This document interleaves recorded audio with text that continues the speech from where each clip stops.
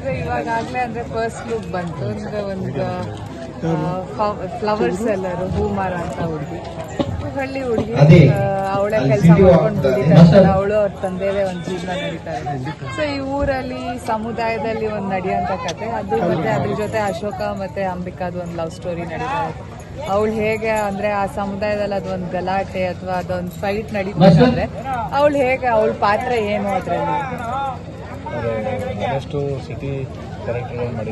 ಇಲ್ಲ ಎಲ್ಲ ಬರೀ ಹಳ್ಳಿ ಕ್ಯಾರೆಕ್ಟರ್ ಜಾಸ್ತಿ ಮಾಡಿದೀನಿ ನಾನು.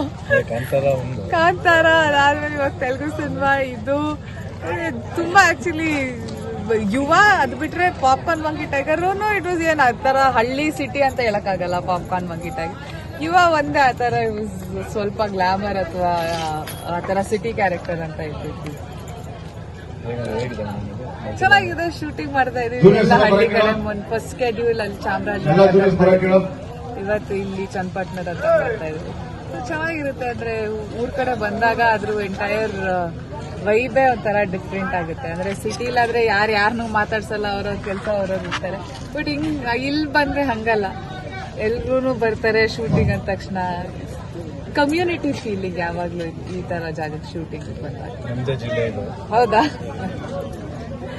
ಸೊ ಅಂದ್ರೆ ನಾನು ಅಂದ್ರೆ ತಾಯಿ ಈ ಕಡೆ ಇಲ್ಲ ಬಳ್ವಳ್ಳಿಯವರು, ತಂದೆ ಕನಕಪುರದವ್ರು. ಅಂದ್ರೆ ಬರ್ತಾ ಇರ್ತೀನಿ ಇಲ್ಲ ಅಂತಲ್ಲ, ಅಂದ್ರೆ ನಾನು ಊರ್ಗ್ ಹೋಗ್ತೀನಿ, ನನ್ಗೇನ್ ವಿಲೇಜ್ಗೆ ನಾನು ಹಳ್ಳಿಗೆ ಹೋಗೋದೇ ಇಲ್ಲ ಅಂತಲ್ಲ.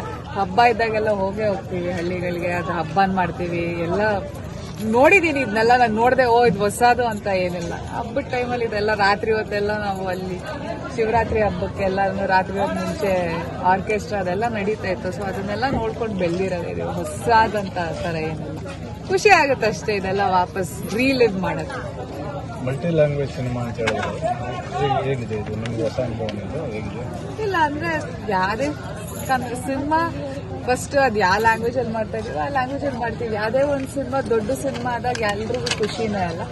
ಯಾವುದೇ ಒಂದು ಕನ್ನಡ ಸಿನಿಮಾ ದೊಡ್ಡದಾಗಿ ಬೆಳೀತು ಅಂದ್ರೆ ಇವಾಗ ಪ್ರತಿಯೊಂದು ಸಿನಿಮಾನು KGF ಆಗಿರ್ಬೋದು, ಕಾಂತಾರ, ಚಾರ್ಲಿ ಟ್ರಿಪಲ್ 7 ಯಾವುದೇ ಆಗಿರ್ಬೋದು, ಗರುಡ ಗಮನ, ವೃಷಭವಾಹನ ಆಗಿರ್ಬೋದು, ಮ್ಯಾಕ್ಸ್ ಆಗಿರ್ಬೋದು, ಪ್ರತಿಯೊಂದು ಸಿನಿಮಾನು ಭೀಮಾ ಆಗಿರ್ಬೋದು, ಯಾವುದೇ ಒಂದು ಸಿನಿಮಾ ಲ್ಯಾಂಗ್ವೇಜ್ ಬ್ಯಾರಿಯರ್ನ ದಾಟಿ ಹೋದಾಗ ಖುಷಿನೇ. ಕನ್ನಡ ಸಿನಿಮಾ ಬೇರೆ ಭಾಷೆಗಳಲ್ಲೂ ಆಗ್ತಾ ಇದೆ, ಬಟ್ ಮೇನ್ ಪ್ರೈಮರಿ ಲ್ಯಾಂಗ್ವೇಜ್ ಬಂದು ಕನ್ನಡ.